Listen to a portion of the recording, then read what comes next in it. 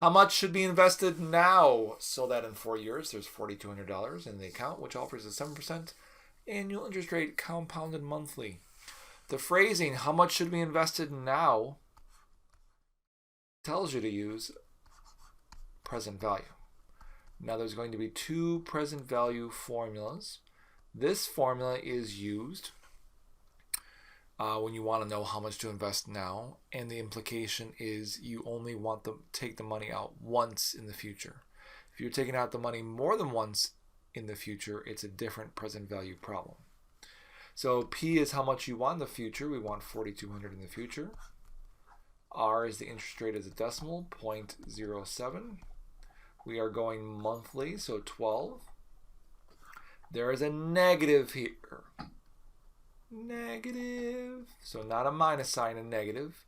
12 times, and we want this to happen in 4 years. So when we put it into the calculator,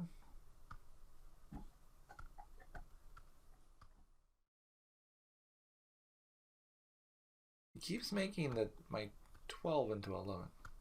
Make sure you hit this key to get the negative. Don't put a minus sign because the calculator will go, wah.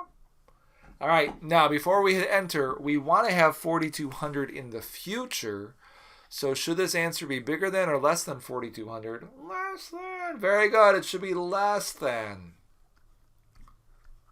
3176 88.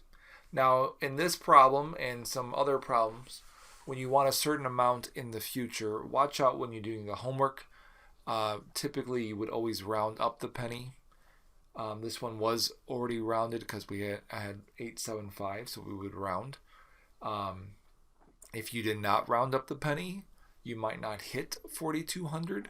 So if it was like 873 and you wrote 87, you have like 41.99 and some change.